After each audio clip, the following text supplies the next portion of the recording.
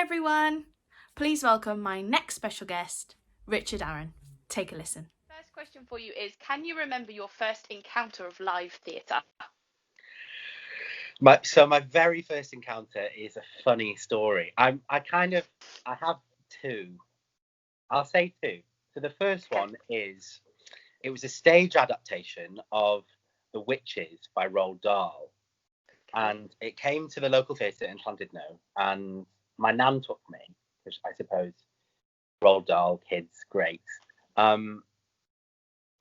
only remember it very vaguely because we got about 20 minutes to Act One and I couldn't hack it. I was scared, so I had to leave. So I managed 20 minutes of the first theatre experience I can remember. That went really well, yeah. But I was very young. I must have been about 6 or 7, and it is The Witches, you know. It was quite a scary book.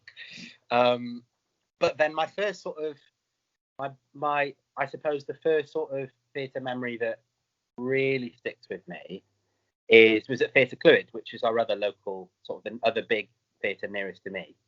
And I must have been about 9 or 10, and we went to see a play. We were studying World War II in school, and it was a play called Flora's War. So it's like a wartime play about being in a battery. And I was just transfixed, really.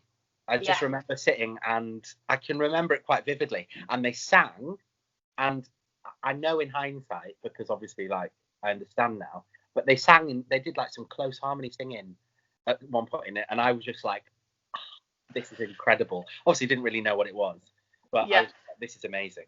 And now I know, it's so strange because now I know, I can remember the song as well, My Echo, My Shadow and Me, it was called. But now I understand what it is. I still love that kind of singing. It's really strange. Even though I didn't know what it was, I loved it when I was little as well. Amazing. So as a child then, did you love performing or did you just love watching it? So I went through, like, it's very strange really, because in primary school I was in all the productions. I loved it. When I was in year 2, I had a solo in the carol service. When I say solo, it was with my friend. It's duet really, but we sang a bit each. I'd always been a performer. I used to put shows on in my living room, you know, as you do. I remember doing a classic production of Hansel and Gretel. I played all of the parts except, I think, their dad, which I let my brother be that part. But that was, lots of fun. And then in high school, it dipped a little bit because when I was in year 7, the school musical was Little Shop of Horrors, but I had my appendix out when the auditions were. So I missed the auditions. I didn't do anything that year. I wasn't in choir, nothing. And then in year 8, the following year, I sort of started to dip my toe in again. And it just grew from there, really.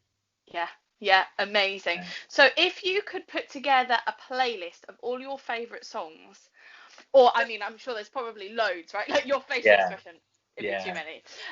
Give us a little selection of what you would choose. Favourite songs. So I'm, like, unashamedly a musical theatre nerd.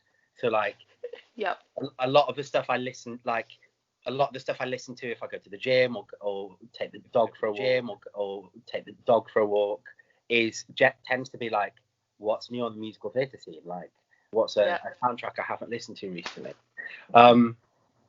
But then also I have, like, pop music I'm really into as well.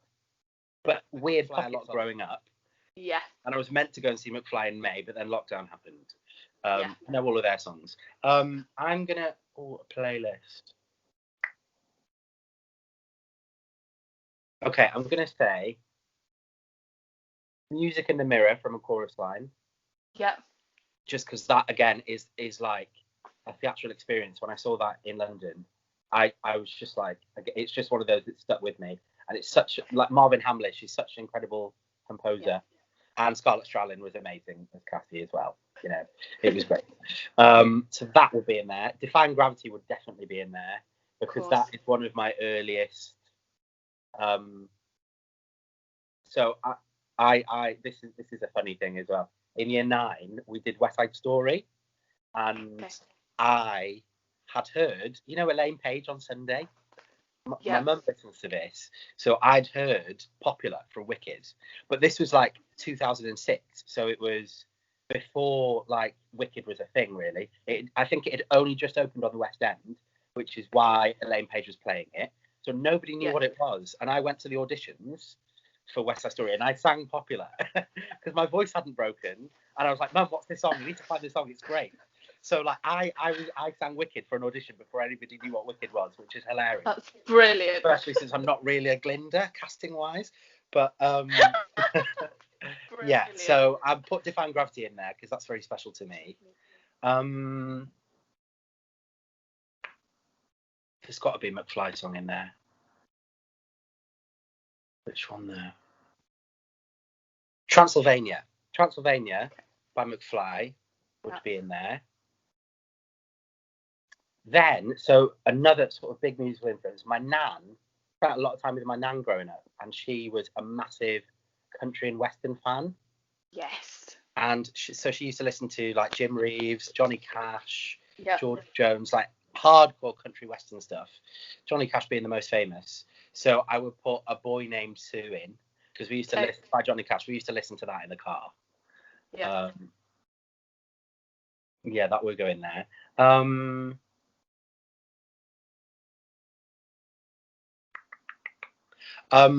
Say It Somehow from The Light in the Piazza. Yep. Beautiful duet. That is a song that I remember. That was one of these times I was on a train journey and I thought, let's find a musical I've never listened to before. Listen to Light in the Piazza, and I was again just like swept away by how incredible it was. It's beautiful music. Yeah. Another very niche song, Invisible, from Women on the Verge of a Nervous Breakdown. And I first heard this, I saw Patti LuPone do like a cabaret in London in about 2014, I think. And she sang that song. And I mean, she's just incredible. And her acting was so like searingly precise and fiery. She was incredible. And that song really stuck with me. And I just love the storytelling in it. The lyrics are great. Yeah. And it's also like Latin inspired music. So it's a lot of fun. Cool. I think, we'll leave it there. But there's some like highlights that spring to mind. Wow. And it's all so different. Yeah, very eclectic. Like, when people ask me, so what music do you listen to? It's like, right, okay, get ready. Yeah. You'll be here a while. Yeah. So before lockdown, before the pandemic, before everything, what were you doing? So I was as lockdown hit, I was at Mount View, finishing my MA, and I was just rehearsing Richard III with a director called Ng Chun Ping. And it was amazing. It was a really, really incredible concept. It was like a studio production, but he'd sort of done away with any concept of time or space because it was a stripped back studio production. And we were just literally focusing on the text, the sort of getting to grips with the Shakespeare. And I'd never really done much Shakespeare until then. And then I did that and I was like, this is banging. This is really great. But we didn't get to perform it. We got to do our dress run. And then what happened was we were told this was the 2 weeks before lockdown officially happened. We were told, right, you'll come in next week and so that was already about 10 days earlier than we were meant to perform it. So it was being cut short, but we were told you'll come in and we'll just do like a performance of where you're up to and we'll mark you on that. And then the following Monday came and we got an email at like 6 a.m. it was. So I'd got up at like 7 ready, obviously, to go to school. And the email was like, don't come in today. Point forward, Mount View, the building is closing. Owing to the Prime Minister's comments in his briefing, from this point we're closing. So we didn't even get like proper closure, really. It's very sad. But then we finished our course online, which was pretty good. In that, I say it's pretty good. Obviously, it was the best that it could be, really. Sure. But we did lots of work on self-taping. We've got our public production has been sort of shifted to February So we're doing like a festival in February Cool. In London. Yeah. That's good. And we did our showcase, and I got an agent, so I can't really complain. So Yeah. yeah. It worked out okay in the end, just not how you anticipated Exactly. it. Yeah, exactly. Brilliant. So what would you say, we talked about shows that you love, if you had to pinpoint the best production that you've seen, what do you think it would be? Or maybe something, maybe it wasn't the best, but something that just like really sticks in your mind. Okay. Oh, there's probably, so there's definitely not many. Like, Okay. I know what you mean. There's like these like productions which just, because the thing is, I'm like a repeat offender. If I really like a show, I'll go again and I'm again. exactly the same. Yeah. So I'll say the most recent one, and the most recent one was The Grinning Man Okay. in Trafalgar Studios. It streamed, the Bristol Old Vic production streamed over lockdown as well, which was a little bit different. But the Trafalgar Studios production, I saw that Christmas 2017, it must have been, because then it ran till May 2018. And I think I'm not trashing Hamilton. I'm not trashing Hamilton. But I saw it the same day as Hamilton. Okay. So I saw the matinee of Hamilton, and then the evening performance of The Grinning Man. And for Hamilton, I was sat right at the back, and I like to be near the front. Like, I like to be able to see their faces. Unlike my mum, who likes to be able to like take the whole stage in like in one without moving her head. You know. But and I really enjoyed Hamilton. I did really enjoy it. But then I saw The Grinning Man, and I was like, why is everyone hyping Hamilton so much? This is insane. It's so clever. And the score is unlike anything I'd ever heard. Just in terms of the sound they were using, and the way the songs were written was amazing. It was like so like laugh out loud funny. It was hilarious in a very like unapologetic, in your face, explicit way, and it was just hilarious. And then it's a really touching story as well about this boy's sort of search for his past.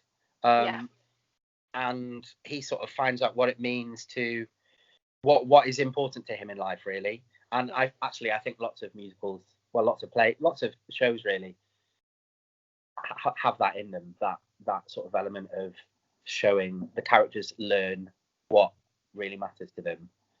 And it's so beautifully poignant at the end, and so visceral. So like, I mean, I can tell you because it's not a spoiler anymore, because it's closed. But at the very end, Grinpain,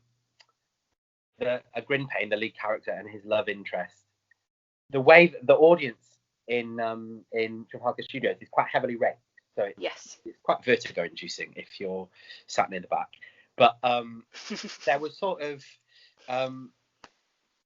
there was gaps in the seats just up the middle, and I didn't think anything of it really, but it was actually a stairway. So at the very end of the show, like, they leave by just like walking up through the audience as there's this like huge song, everyone's like belting their faces off, and it was like they were like ascending to heaven or something. It was just incredible. And they were in order to climb up these really steep stairs, like they were reaching out to the audience like, give me your hand. Oh my gosh. So they were like being pulled up the audience by the audience. It was so cool. That's very cool. Yeah, that would definitely that's my most recent one.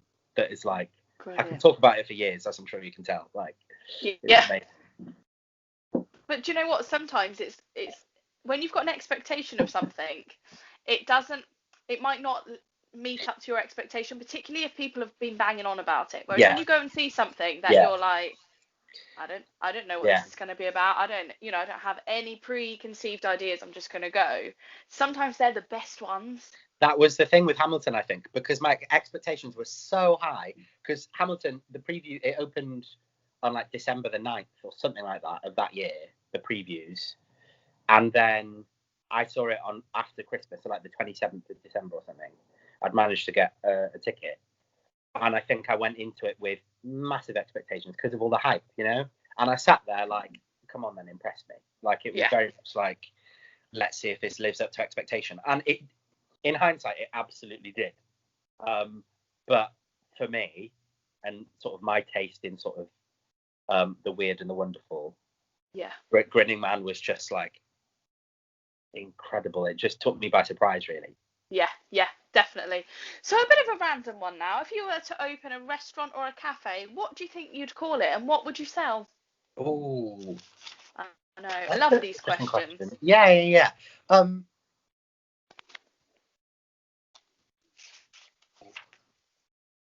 That's a really good question.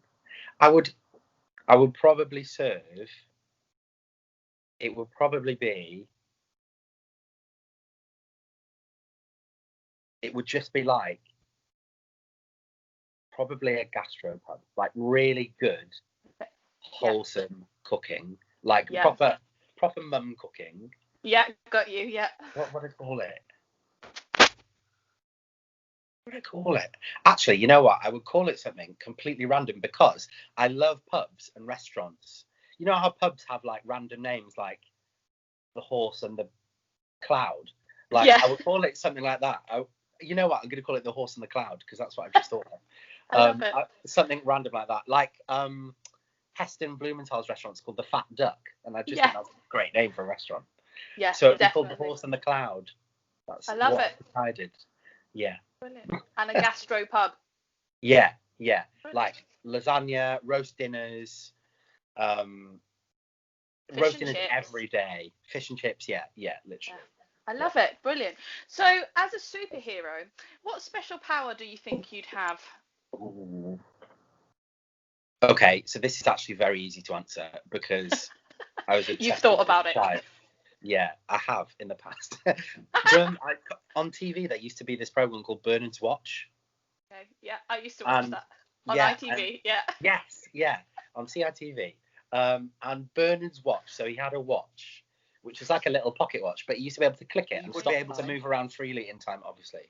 But that's what that's what my power would be. 100%. Brilliant. Love it. So if you could appear on any TV program, film, show, you know, everybody like thinks, oh, I love this show or this film. What do you reckon you would like to be in? Or like a remake? Yeah. Oh, okay. So if I was in a remake, it would be Lord of the Rings. Okay. Because I loved Lord of the Rings growing up. Like I was a bit of a. I watched the films before I read the books, and then I got to like 17. I was like, well, better read the books because they're supposed to be quite good. Yeah. But I watched the films when I was sort of like 13, 12, 13, 14, 15, just at that sort of fantasy age, and I loved fantasy stuff growing up. I would love to be in something epic like that, something like huge and epic. That would be amazing.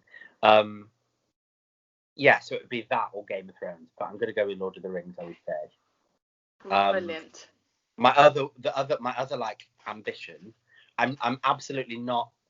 I mean, I'm an actor, but I'm not interested in fame at all. Like, I just want to do good work. However, I would love to be just famous enough to go on Strictly Come Dancing.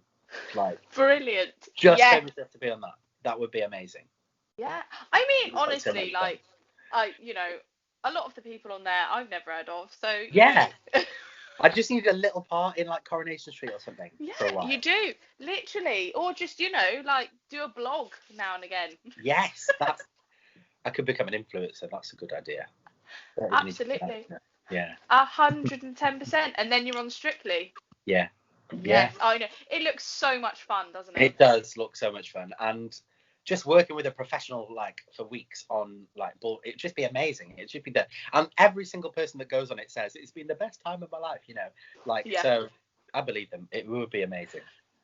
Awesome. So Christmas is round the corner. Do you have a favourite festive experience or film, or what do you love about Christmas, if you do love Christmas? So so the irony is, like, I love Christmas, and then this year, when Christmas is going to be very different, is the year where I've gone, no, I really love Christmas, and this is the year that it's going to be different, which is a shame. I would say Christmas markets, like that is my like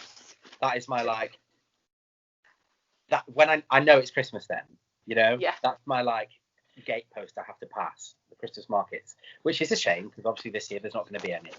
Yeah. But yeah, getting a mulled wine, being Yes. like in a massive coat with a scarf, walking around. I normally do a bit of Christmas shopping there, even though it's, you know, it's the same stuff every year generally, but I don't even care, you know. Yeah. Um, Yeah, there's yeah, always something made of wood. Always. yes, always. And I always buy something made of wood for somebody, like just because. Yeah. Or I buy something for my tree as well, actually. Yes, yeah, I do too. Yeah, Love it. but Christmas markets, Christmas film. Do I watch Sound of Music every Christmas? Like, Yeah. Yeah. it's not even a Christmas film, but I just watch it every Christmas. But the thing I think, in terms of like film and TV, I like most about Christmas, it's the Christmas specials. So like, Yes, me too. I love a Yeah. Christmas special. So like, the Gavin and Stacey Christmas special was so good, and the Miranda did one a couple Oh, of years yeah. back. The Vicar Love of it. Dibley one, like, I love a With the Christmas special. sprout. With the yeah, yeah, I love a Christmas special. Yeah, same. Absolutely. So, if you could sing a Christmas song, what would be your go-to Christmas song? Somebody says to you, right, I want you to sing a Christmas song. What would you sing?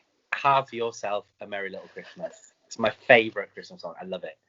The other one, the sort of the more carol. So Christmas song that would be my favourite carol is In the Bleak Midwinter. Oh, I I love love that that one too. Yeah. Yeah, that was always the one like in school, you know, when you were at the church carol service, you were like, here we go, this is mine. Yes, yeah. So when we did it in sixth form, this was how it was a very bougie thing to do. I don't know who we thought we were, but this is what we did in sixth form. The older members of the choir. So it's like it wasn't like a we just organised it ourselves really. But we learned the 4-part harmony version, and we did it a cappella walking into the church. So we Oh, from the back check you walked out. down the aisle singing it a cappella. It was amazing.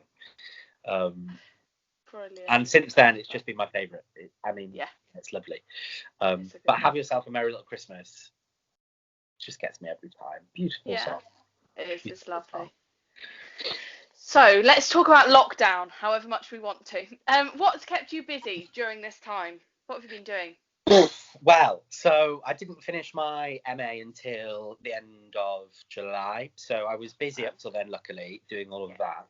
And then August, I did well, to be fair, no, in July I did some plays with the Grad Fest. Cool. So some plays online. They were sort of originally supposed to just be rehearsed readings on Zoom, but they ended up being quite production value heavy, which was Yeah. so much fun. I met some amazing people who I'm still in contact with, made some really good friends. And it was Brilliant. just amazing to do something outside of Mount View, really. Yeah. That was like a serious bit of acting. So that was a lot of fun. Definitely. August was quite quiet. I had a couple of cell tapes to do. My birthday's in August, so obviously that was an interesting event in lockdown. Yeah. Also, yeah, I went to a cabaret, which was the Grad Fest sort of reunion event for everybody who'd been in their plays. And then September, I started writing a play. Awesome. I say writing a play, sort of formulating the ideas for a play, because yeah, I had basically my nan, she died in 2018, but she had the most like crazy, colourful, interesting life. Like some of the stories she had. So like she was working in a hotel in Iran when things because she was like an executive housekeeper of huge hotels. So like Wow. her biggest I think job was a hotel in Miami, like a 500 bedroom hotel, huge thing, and like the kind of hotel where the suites at the top, people lived in the suites, like Yeah. crazy. That's crazy. Yeah. So that's what she did, but she was in Iran when relations with Iran got a bit sort of tenuous in the 80s, and she had to be flown out of Iran, strapped to the side of like an army like infantry plane. Like yeah, it was that like she was like, what's wrong? And they were like, you need to leave Iran now. we're taking you. And another amazing story. She was kept in prison overnight in Miami. This was in the 70s. I say prison, just at the police station. But she was kept in overnight because she'd caused like a conflict in a bar. She didn't get into a fight, but she'd definitely been arrested because the person behind the bar was refusing to serve her friend who was gay. And she was like, "You can't do that." She was and so she massively kicked off in defense of her gay friend, which I think is amazing in the 70s, Yeah. And she was in a police cell overnight. Anyway, she's got amazing stories. She sounds like a firecracker. She was amazing. So it's a play that I'm sort of formulating about her life, really, and her final years are quite difficult because she was such a hard worker and she was always busy. And then as she got older, like her walking got bad, she couldn't do things. And then she lost in 2016. She lost my dad, and my dad died, and she was never really the same after that. Yeah. So it was a really sort of poignant last few years where she sort of reevaluated what was important to her. I guess. But it's the shape of it at the moment is quite episodic. It hasn't got like a straight through storyline yet, and I'm not sure it will really. But it's shaping up to be a lovely sort of tribute. Yeah. I'm really enjoying writing it. Yeah, what a fabulous thing to do. What a fabulous thing to do, because like you say, she's got so many stories that she's told you, and like just from the little snippet that you've I want more. I want to hear more about it. So that would be so cool. How amazing. Hopefully, yeah, definitely. So that's kept you really busy. Really busy, yeah. I read a lot as well. Lots of books, lots of Netflix. I won't lie, I've got through more series this lockdown than like the rest of the years I've had Netflix, but that's fine. I know, we've all lived on there. That's that's the thing, isn't it? You're just like, what can I watch today? Yeah, literally. I love it. So what's next for you? Do you have any kind of like things in the pipeline? I know it's really difficult because we still are, particularly in Wales, like we're still in a lockdown. So but is there anything kind of coming up, or that you'd quite like to get into? Yeah, well, so I'm going out to London tomorrow to do a cabaret. I'm MDing this cabaret. It's it's like a Halloween themed cabaret. It's for the Grad Fest, the production company I worked with on these plays in July. So it's all 2020 grads, which is nice. So that's my next thing. And then after that, the plan is sort of in January to move back down to London and get a day job of sorts. But at the moment, I'm sort of building my teaching practice, because prior to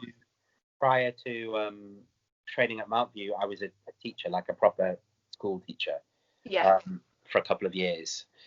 I told myself when I got the job, right, I'll just do it for a year to save some money to go to drama school. 3 years later, so I did it for a little while. But I do love teaching, and the thing was, before I wanted to go into theatre, if you asked me what I wanted to be when I was a kid, it was always a teacher. That's what I wanted to be. So building that a little bit. I've got my play to write. I've always got lots of plates spinning. I'm that kind of person. I like to be. I like to have lots of different things on the go, lots of different things to focus on. So if I haven't got projects coming to me, I'll be making projects. Definitely. Do you know what? I think that's so true. Everyone always says that to me, like my family members who aren't kind of in like I always call it like the creative arts. It's very big, isn't it? And people, all my family are like, what are you doing now? Like, have a rest, woman, or like, come on, and I'm just like, I think that's the thing, because there's always like little bits of stuff coming your way. You like to be busy, so that then when there isn't anything, it's like, right, what can I do to keep myself busy? Absolutely. And then when something comes along, like, just chuck it on, like you say, spinning the plates, just chuck another one on, just keep going. Literally. I've just and this is very sort of tentative because, as I've already explained, I love close harmony singing. Always have done since I was in year 4 and went to see that play. But so I've just recently set up a vocal group, Cool. which is something I've been wanting to do since about when I was first at uni. So 2012, I first thought, right, let's set up a vocal group. And then about 3 years later, it didn't take off. Then 3 years later, I thought, right, I'll try again. Yeah. And that I mean, they were all based in Manchester, and I'd already moved home, so that didn't take off. So that's been something I've been wanting to get sort of spinning for a long time, and I've just started now. So amazing. Everyone is very enthusiastic and very excited, which is, I think, means there's going to be some life in it. So definitely. Very excited for that. Amazing. Well, it sounds like you've got lots of things in the pipeline, lots of things that you're busy with, and I just wish you all the best for that. Thank you so much. No worries at all, and thank you so much for agreeing to chat with me today. I've had a fab time. It's been lovely. Thank you very much. No problem at all. Well, take care. Best of luck now for your show coming up this week. Hope it all goes really, really well. And we'll keep in touch. I'll speak to you soon. Brilliant. Thank you very much. Amazing. No problem at all. Take care. See ya. Bye. Thank you so much, Richard, for a fantastic chat, and all the very best of luck and wishes for the future. Stay tuned, everyone. My next special guest will be... I'm sorry, you're going to have to wait. Was that a bit cruel? But it will be in December, which means only one thing: Christmas jumpers. I love a Christmas jumper and probably have like way too many for December, so sneakily wear some in November too. So stay tuned for Christmas jumper, lots of sparkle, and lots more great chats. Lots of love, everyone. Take care.